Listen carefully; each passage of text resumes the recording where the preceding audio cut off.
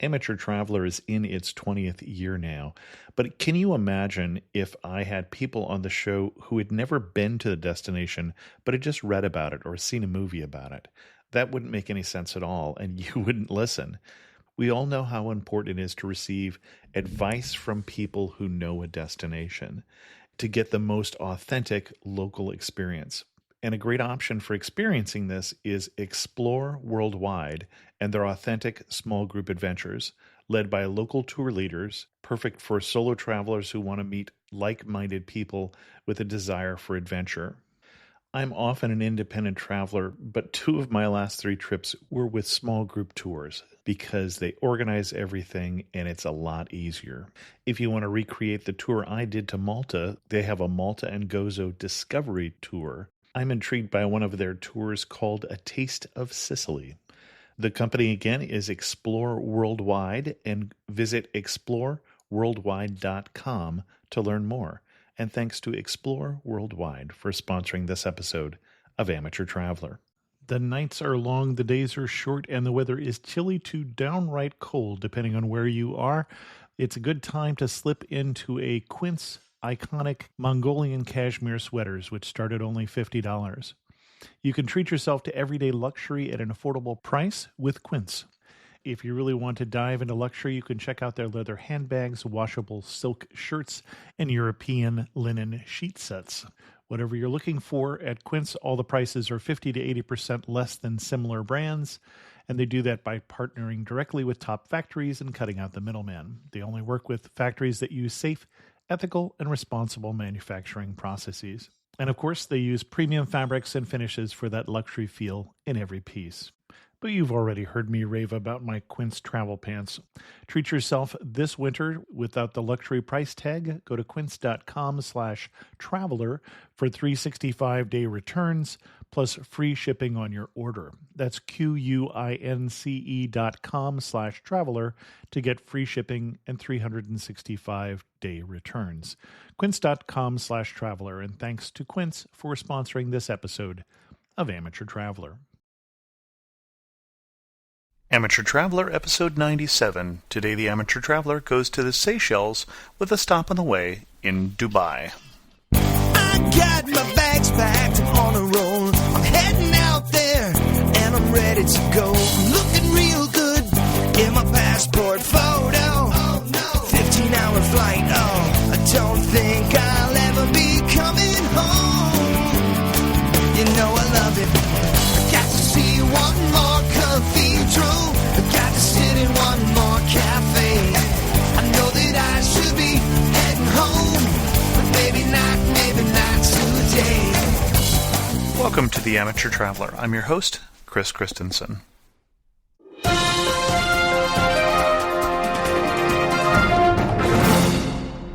I have 2 quick news stories for you today. The first is just a quick reminder of the contest that we're having here for the 2nd anniversary of the Amateur Traveler. Check out the contest details at the link I'll put in the show notes, but you need to identify all 8 pictures in the Amateur Traveler logo to win a new Amateur Traveler travel poster. Send your entries to host@amateurtraveler.com. The second story is a little bit self-serving, and that is to tell you that it is now time for the 2007 Podcast Awards nominations. And if some of you were interested, you could go to podcastawards.com and nominate this show as your favorite travel show. That would be nice. I'd like to welcome to the show Kadri and Özlem, who are listeners of the show. Actually, we had talked about getting together when I was in Istanbul, which is where you two are living, and they're coming on the show to talk about a recent trip to the Seychelles. Welcome to the show. Thank you, Chris. Thank you for having us. It's so nice to finally talk and get a chance to have your voice on the show. I know we've been chatting on the discussion boards for at least a year at this point. Yes, almost a year. So you went to the Seychelles. I'm not sure that everybody even knows where the Seychelles are. So let's start with that, and then why you went there. Okay, Seychelles are a little bit south of the Ecuador. Like when you go up to the north from Madagascar and when you go to the east of Africa, it's in the middle of Indian Ocean. Okay. And like it's famous with its beaches. Like it's a very wonderful place to take pictures, and it's a very romantic place. And we went there for our honeymoon. Well, That's why it's congratulations. so romantic. Thank you. I forgot to congratulate you first off. I knew you were going for your honeymoon. Yeah. And you picked the Seychelles because of their romantic, I assume. We like to travel, and like Europe for Americans, it might be something different, but for us in Turkey, it's not like very interesting place for honeymoon. So we were looking for somewhere more authentic and more romantic, and Seychelles was the perfect place, I guess. And I'm assuming that it's relatively easier to get to from Istanbul. Yeah, actually, yes. Usually there are a lot of flights to Seychelles from Europe. And there are a lot of flights from England, from France, from Italy. But for us to do that, we had to go back to west and come back to east. Instead, like we did make another connection from Dubai. Oh, from Dubai, okay. From Dubai, United Emirates. We did spend 1 day on the way over there. And on the way back, we did spend 20 hours in the airport. I didn't realize you had spent that long in Dubai on the way there, so let's talk about that also. Of all the whole trip, first of all, let's start with the highlights. What really stands out for you of the whole trip, both from Dubai and the Seychelles?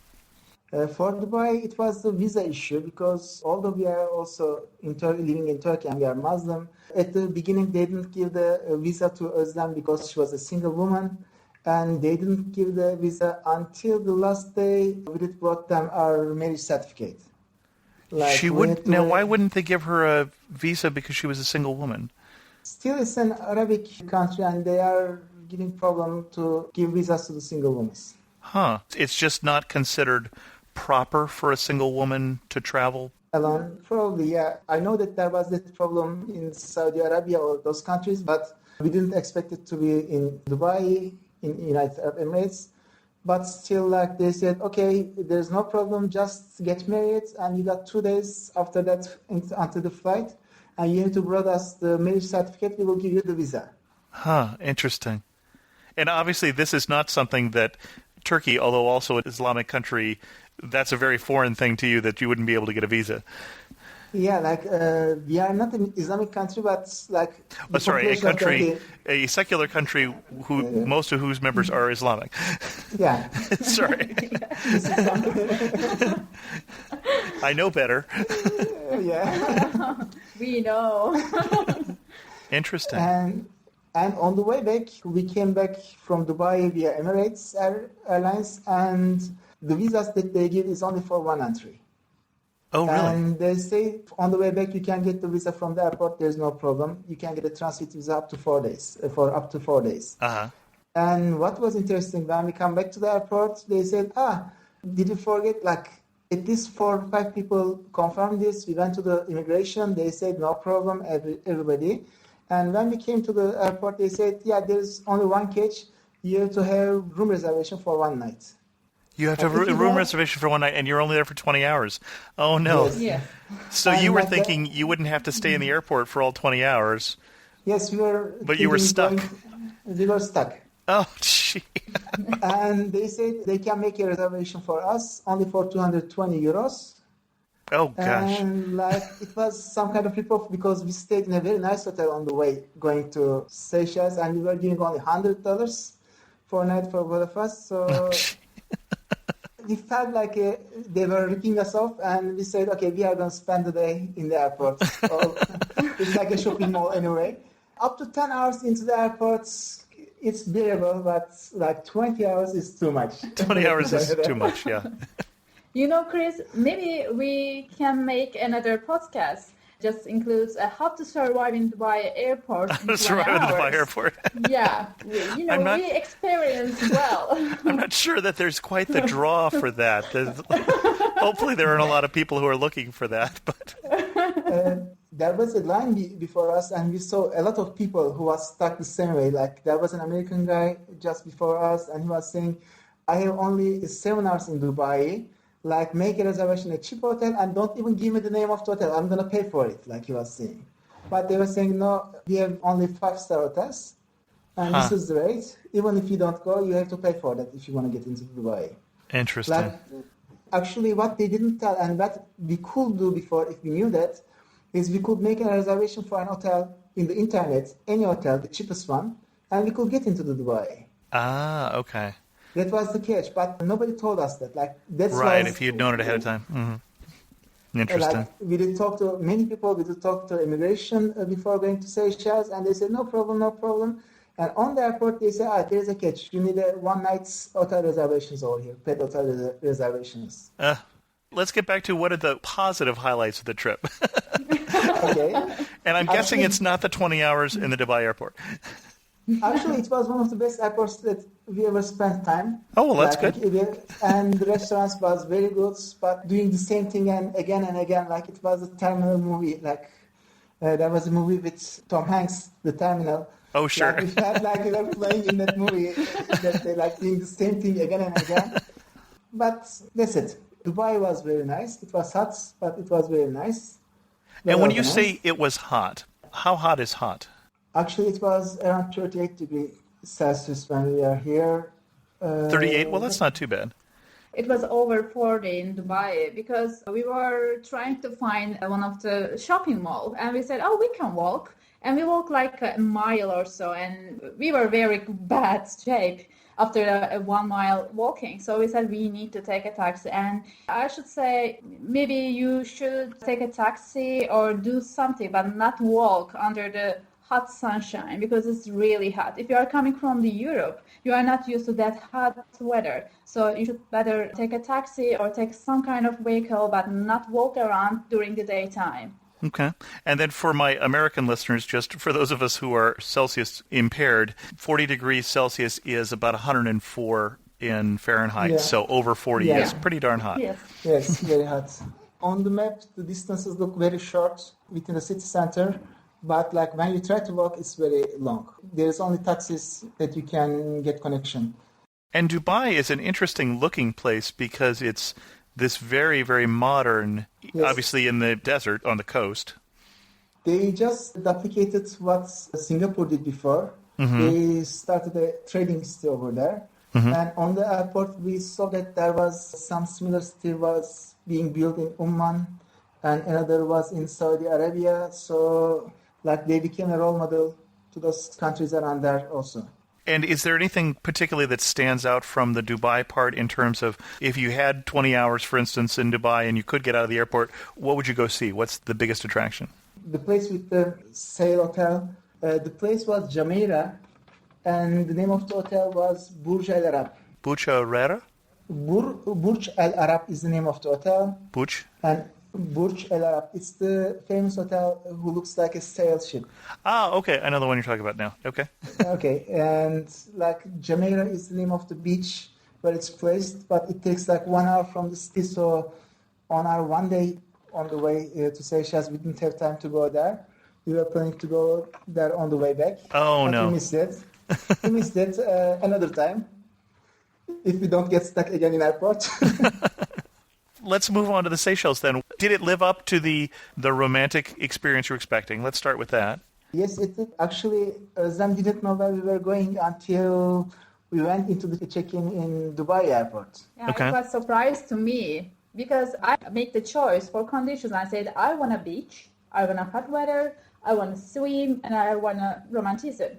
So the country picked the Seychelles for us. It was a surprise for me. So you didn't know that that's where you were going? No. We went to check-in desk. That would Dubai never work airport. with my wife.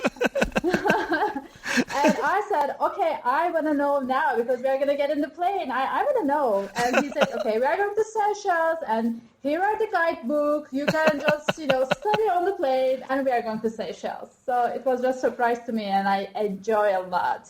I think it was the greatest honeymoon that we can get. Yeah. Can you describe the Seychelles for us? It's relatively flat, is my understanding. Actually, Seychelles are there are two kinds of islands over there. There are some atolls, like 3 group of atolls. That's what I was thinking. And what they call inner islands, those are granite rock islands over there. They didn't actually find Seychelles until 783. Nobody found them, like they were just in the middle of the ocean. And later on, French found it, and it was a place for the pirates It was a big pirate settlement in Indian Ocean. Finally, French took the islands over from the pirates. And beginning of the 20th century, England took it over, or end of 19th century, took it over from French. So all the people was brought from Africa as slaves. And there is a mixture of the language that they are talking is Creole, which is a mixture of French, English, and African languages. Okay. It's like a broken French. Mm-hmm. Everybody speaks perfect French and English. We didn't have any problem with communication at all. It was a very nice place. Like, actually, many people know Seychelles from the pictures because Source d'Argent is the beach with the most taken pictures in the world. Like, everybody going there are taking pictures, and I guess from the internet, from your desktops, you know the place. Like, when you see, you say, I know that place, but it's some place that you never go because it's far away. It's one of those far away magical lands that you know that there is somewhere, but you never gone. As I said, I'm not sure that most people could even find the Seychelles on a map if challenged to do so. And what about the Seychelles? The beaches are, I'm assuming, sand beaches, and the water is warm, and they are white sand beaches, and the sand is very fine. And there are like pine trees over there, and coconut trees all over the islands, and mangrove trees, I guess. Like, they are covering all the islands. Like, it's a perfectly tropical. The hotels are not too big. Maximum is, I guess, for a couple of hundred people. In some of the small islands, there are small hotels where there is only 2 villas or 3 villas. But like, we stayed in the second and third biggest island, and we had to connect from the first biggest island, and which is the capital, and which is Mahé. But then you stayed on the second biggest island? Yeah, we went to Preston through Mahé, and after from Preston we went to the Ledik, which is also a very nice island, which is the third big island, I guess. And we make a small trip, one-day trip, where we saw a couple small islands also, but where we stayed was in Preston and Ledik. Okay. And then you know that, since you listen to the show, that I usually ask, what is it that the tour books recommend that's a little disappointing and such? So, and I'm going to ask this a little differently, because both of you didn't have the same amount of time to study the tour books on this trip. So, Özlem, you had all flight to study the tour books. Was there anything that you got there and you thought, well, the tour books thought it was a really big deal and it was not worth the time? We arrived to Mahé from Dubai, and at the first day, we flew from Mahé to Praslin. So we didn't have a chance to see Mahé until the end of our vacation. Okay. And at the last day, we went to Mahé. And when you look around, you see the real city over there, and you don't really feel the tropical islands. Okay. And there are some beaches on Mahé, but I can say that Mahé is not the best place to stay because it's just a city, and there are some beaches around, but it's not the best one.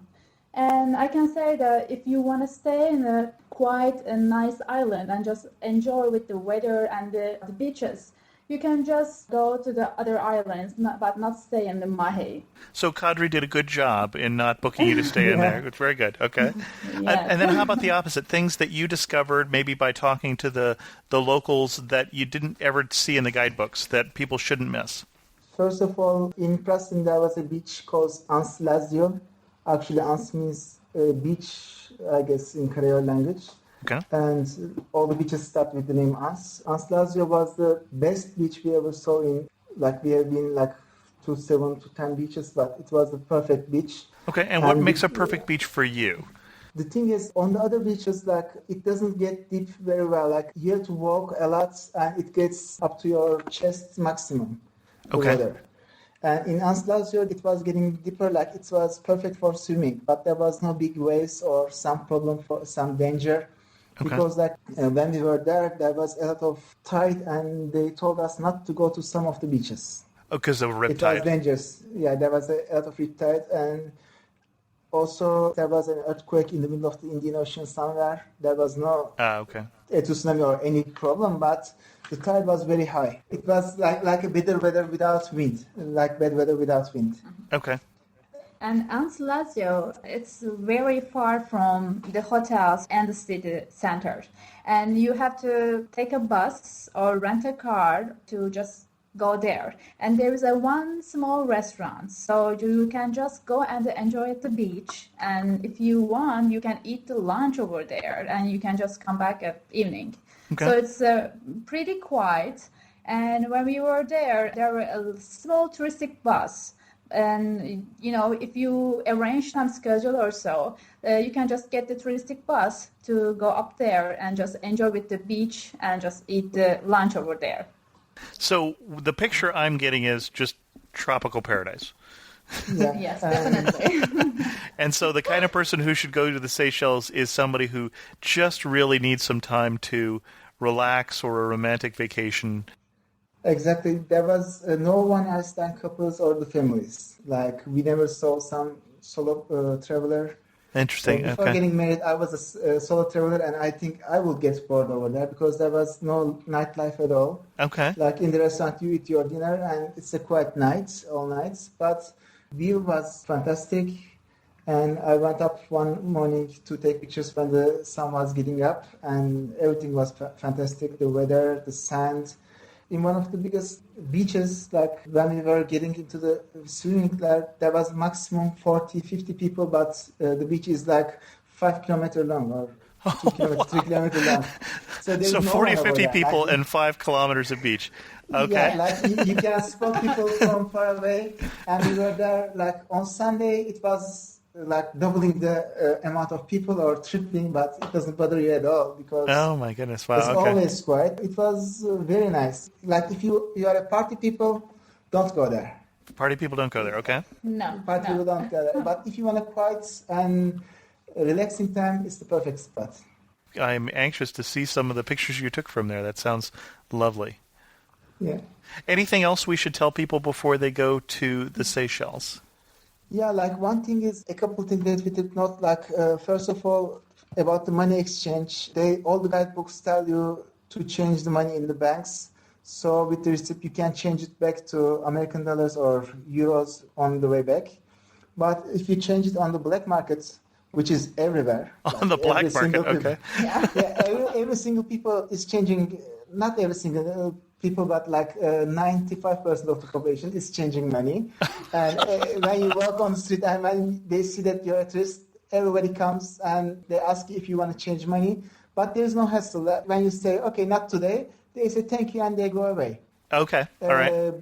But like when you change the money, like you can change for the double of the price, one American dollar to 5 Seychelles rupees. But on the black market, it's 9 Seychelles rupees. Or like when it's euro, it's 7-12, like the ratio. I just have So- this picture of the guy who's going to sell you the watch at the same time. Okay. Change money on the black market. Yeah, I change money on believe. the black market. I believe that's the It's, first time we've ever recommended that on this show. And one more thing, like if you are not from England, don't rent cars. We did rent only for one day. We had a small accident, and the problem is that they are not giving insurance when you rent the car. And they are more than happy when they see you making an accident, and the traffic is from the English side, like they are Okay. driving on the left side of the road instead of right. Okay. So if you are not used to that, some other people rented a car the night before from a hotel, and they made an accident. Yeah, we had they're- an accident, and they overcharge you, and they just wait for you to make an accident. So they are more than happy, so they can charge you. Okay. Is it easy to get around not driving? You said took the bus, for instance, out to the beach. It's the transportation system is fine. You don't really need to get a car. If you go to the Praslin, which is the second bigger island in Seychelles, you can take a public bus because the public buses around the islands, or you can rent a bicycle if you really trust your energy. You can rent a bicycle. Well, how large Or- is the island when you talk about renting a bicycle? It's very hard to go all the way around the island maybe by Okay. bicycle if you are in Praslin. But if you want to just go from the beaches to another one, you can go. It's okay. But if you are in It's a couple Lade- kilometers or 10 kilometers. The island is around 4 miles wide and 2 miles deep. Oh, okay. Well, that's not too bad. Yeah, All right. It's like a rectangle. not too bad. Got it. Like if you want to go around, it will take you like 6-12 miles in total. Okay, that's not bad. But if you go to Ladakh, which is the fourth bigger island in Seychelles, you cannot find a bus or else because even the locals, they all ride a bicycle around the island. Then there are not hills or the higher places, so you can just ride a bicycle easily. These bicycles have all, the baskets in front of them, so you can just carry your stuff. And we already saw the tourists. They are carrying their childs in the baskets when they are riding a bicycle, which is very nice. And I think there are ox carts. Ox carts, okay. Yes, it's like a different kind of taxi because it says taxi. And when we arrived to Ladakh, and we didn't know how to carry our luggages, and we forgot to call the hotel to get, some help. So Okay. we saw this ox truck, and we said, "Are you a taxi?" He said, "Yeah, let's, I'm gonna take there. It's okay." So we just, get in it, and this ox cart with, he took us to the hotel. It was pretty amazing, actually. I think we already downloaded the pictures on the website, so you can see me on the ox cart. But for the Ladakh, Now, the that bus doesn't was sound like it's going to be really fast. No, not at all. So, Trust me. so this is sort of a way of setting your expectations of slow down and get into the pace of the Yeah. islands. Okay. Definitely. But the bicycle is the one of the best choice. Okay. Anything else we should say as we wrap up this show about the Seychelles and how not to spend 20 hours in the airport at Dubai? Okay, one thing, like you like food a lot, I do also. And in Preston, Gelateria De Luca has got the best ice cream cups. Oh my God. If The someone best goes ice cream there, cups, they okay. shouldn't miss it. And another thing is like they warned us about the safety while getting into the sea in Mahe. And I did read it in some of the guidebooks also. They were saying in some parts of Mahe, but in all parts they are warning you about your items, even your sunglasses or everything can be stolen when you are at the sea. Sure. But in the other islands, there's no security problem at all. Like I had my camera with me and everything, Yeah. like we were swimming. There's no people actually to steal at the first. Yes. Oh, okay. And so there was no problem. And as I'm said, Preston was very nice. Ledig was very, very nice. And I know that Silhouette Island, even I haven't been there, was a place that many people choose to go, but I cannot comment on that because I haven't been there. And the food is over there is the seafood. It's Oh my God, it's great, just great. perfect. There's no meat. There's only chicken and fish. And like they are using a lot of fruits as vegetables on the dishes, as they are rich on that. And you know Yes, what? you sent They me a have- few pictures of fruit from the Seychelles. Actually, the picture that you sent was coco de mer. It's an interesting. They were finding those coco de mers over in India before, and Okay. they didn't know where it was coming, and they were thinking that there was some kind of coconut tree which was growing within the sea, and it was its fruits. Then when they did find out Seychelles, that they did find out that this was the only place that it was growing, and like there are tons of legends about that. And this is the only place it grows, and it's forbidden to take them out of the country. Huh. So you can only take pictures, or they empty it, so you can take it only the outside of the coconut. Also, one more thing is about the transportation between the islands. From Mahe to Preston, there's a fast ferry called Ketkokos, and they are very proud about it because it's very fast. Like it's similar to the sea buses in Istanbul, but over there it's a good transfer opportunity because like it takes only 50 minutes to 1 hour to get to Mahe to Preston with that one. Okay. And also there are small ferries, other ferries, which takes half hour between Preston and Ladakh. Also, you can take flight, but there is a problem with flight reservations because what it is like, you cannot get reservations through the internet, and you cannot get reservations from another travel agent in your country. Oh, okay. So somehow I did manage to send them an email, and they made our reservations, and we did bought the tickets at the last minute. It might be some problem with that one. Okay, so you can't do it ahead of time. Well, you can't do it online, but you can do it through email. Yeah, you can do through email. Like, so if you wanna take a trip, like a plane trip between the islands, you have to arrange it ahead of time. Okay. Because like the sending emails and everything will take some time. I'm going to interrupt the show at this point because this was the original end of the show, but what happened was we kept talking, and Kadri and Özlem kept telling interesting stories, so I finally turned back on the tape recorder. Unfortunately, I turned it on in the middle of a story about the tortoises of the Seychelles. You can pet them, and they follow you. Like they are like small dogs, huge turtles. It was interesting. These are the tortoises. Yeah. Yes. Interesting. These are tortoises. And where did you go that you were seeing tortoises? Is that just around, or is there a special place? Or actually, there was 4 or 5 tortoises in our hotel in In Preston also. Preston. Yeah. oh, just in the hotel. Yeah, they had 4 of them at the backyard, and one morning we heard some weird noises, Like an and ox. it was like oxes, and so we said, "What is this?" So And you just thought it was a taxi. yes, and we pumped them, and they were in a very special position at that time that I don't want to really say it right now. They were on their honeymoon. They were on the honeymoon. And They were on their honeymoon, okay. You know, you can see this weird nose like oaks, and we just discovered how How noisy they sex can be. life. Also, like we went to the Curious Islands where there is a like national park, and in the national park they are keeping the tortoises and they are feeding them, and there is a mark on them, like ones that they keep on the island. And also we saw a couple others without the marks, which were following us on the tracks. There was a 1 mile hike over there. And the marks are just so that they can track the tortoises? Yeah, and- they can track yes. Okay. Yes. And like there was a lot of turtles over there, and it was the same day that we went to the snorkeling trip. If you can record this, you can give some tip to the travelers who can go to the Seychelles, because we learned it from the locals. Okay, what was that? When you swim, always bring with you some sandals that you can go into the sea with it and swim with them, because like in the beaches other than Lazio, there are small pieces of rocks and something that they can get into your feet. It doesn't make it bleed, but like it hurts. So swim shoes or something like that? Swim shoes or Yes. something like that is perfect, because within the sand you cannot see where you are stepping. And in some of the beaches, like in the Ladik especially.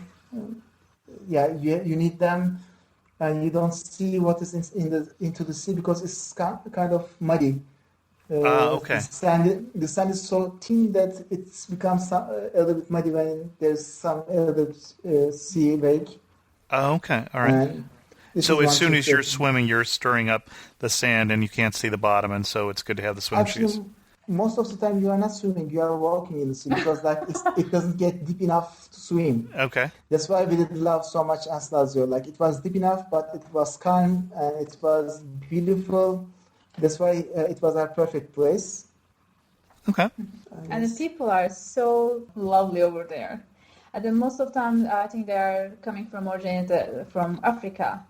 And when you look at on the products, and it's like over juices or else, and you can see it's imported from South Africa. The most of the stuff come from South Africa to the Seychelles, I guess. Oh, interesting. Oh my God! If you go there, you have to try the local beer. Seybrew. Its name is Seybrew. It's so delicious. Don't try the wine or else, because they don't have, and they import the wines. But their local beer, Seybrew, they produce in Seychelles also, and it's so delicious, because the weather is too hot, and when it's too hot, you want to really, really, the cold, nice beer over there. And the Seybrew is one of the finest. Seybrew, okay. Yes, Seybrew. And one last thing, like when you go to the Surstarjan, which everyone goes in Ladik, in Seychelles they are not charging you for going to the beach. Okay. But like in Surstarjan and on the 3 beaches that follows it, like when you can go swim, and which is the best place to swim in Ladik. And when you go there, there's a giant granite rock, which they decide as a national monument, and which they are charging €4 to see that. The thing is, you cannot go to the beaches without seeing the rock. So it's on the way. So they are not charging for the beach, but they are charging for getting on the way to there by seeing the rock. It's a different thing. Like I have the picture of the rock over there, which is the most expensive rock we ever saw because we were paying for each every day to see that rock. So they're not charging for the beach, but they're charging to see the rock. Yeah, and you cannot go to the beach without seeing that rock. So they are not charging for the beach, but they are charging for the rock. So it's just a way of them keeping the rules that they're not charging for the beach and yet still charging for the beach. Yeah. Actually, but it's okay. We didn't really, say no because we enjoy the paying for these beaches because Right. they are just fishing for the life, and there are some little shops that you can get some souvenirs, and that's all. So we contribute something to the Seychelles. And it is a lovely rock, too. Yeah, it is. And there are some vanilla plantations around the rock, and you can see also the giant tortoises around the rock and the other side of the rock. So, they put little things around the rock and make it a little rich. Funny. you may get some national park over there. Yes, national It's park. a very small national park. So you have to go to, but actually, if they were charging that money, which they are doing to go to the Sur Sarjan, it works. Okay. It's something else. So you recommend the snorkeling and the scuba around the Seychelles also? Yeah, Yes. we saw, I think, the two places that they are taking you for the scuba diving, and we saw a group, I think 2 days over, and they were just going for the scuba diving. We met them at the ice cream shop, Gelateria de Luca. Okay, I don't know French. Gelateria Gelateria de Luca, Italian. Okay, I don't know Italian also. Okay, and everybody enjoys in Seychelles. Trust me. And the people are very warm and very nice, and nobody bothers you. There is no problem at all. You are away from everywhere, and you are just having the time of your life. Yeah, they just, relax and not work hard and just enjoy with the music and the sea. I'm working for the healthcare company for Bayer, probably and I was asking if they need a sales representatives in Seychelles. Seychelles. I want to go, and they said, no, we are sorry, but we don't have any organization over there. And I was, really want to go. It's a very nice place, and I think they live long because if you don't have the stress or that kind of stuff in your life, you can live long. And I'm thinking maybe you should just move to Seychelles one day when we get retired. What do you think, Kadri? I will go for a work tour. I will go for a tour around the world. Okay, it's a good one. And Okay, that's great. And I assume you'll send me some links. I'll put them in the show notes for some of the things we talked about, or I'll find them on myself. Well, I really have enjoyed having you both on the show. And again, congratulations for your wedding and best wishes for your marriage. And thanks for being on the Amateur Traveler. Thank you for having us. Bye-bye. In the Internet Resources portion of the show, I have 3 Internet resources for you. The first one is an article that is guidelines for producing high-quality photographs for U.S. travel documents. As you may know, when you need to get a passport or an international driver's permit, like I got this morning from AAA, you need to bring 2x2 photos or you need to pay to have them there. But anybody who has a digital camera and a photo printer can produce their own, as I did. And if you check out the article, links to that in the show notes, then you'll know how to do that. Then I also am putting in 2 different articles on getting cell phones outside the U.S., whether you should rent a phone, whether you should get a SIM card to go in your current phone, whether your phone, in fact, will work outside the U.S.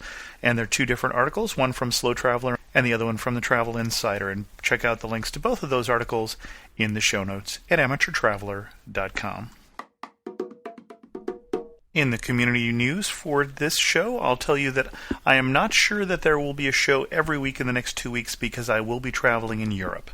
If you're interested in more details on where I'll be going to Germany, Switzerland, France, and Italy. For more details, send me an email at host@amateurtraveler.com. While I am gone, the show will celebrate its 2-year anniversary. One way for you to help me celebrate would be go to podcastawards.com and vote for this show as one of your favorite travel podcasts. I did get an email this week from a listener who had a bone to pick with my podcast about southern Spain.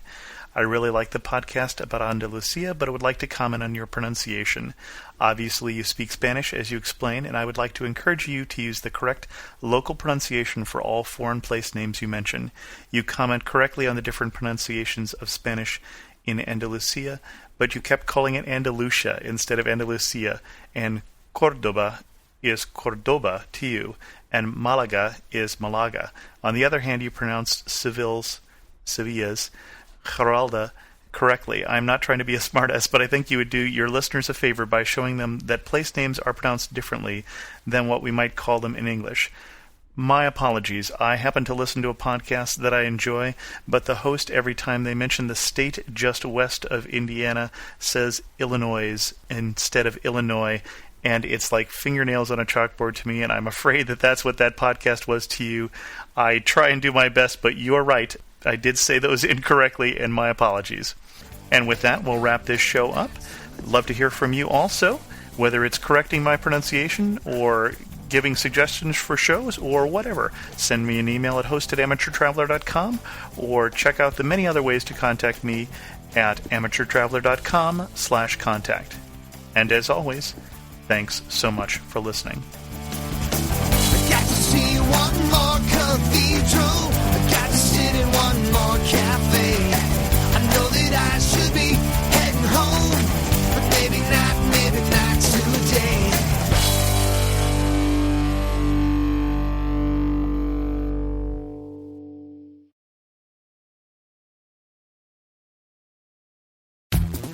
The best and the brightest, served up daily by the sharpest minds in content delivery, Podshow and Limelight.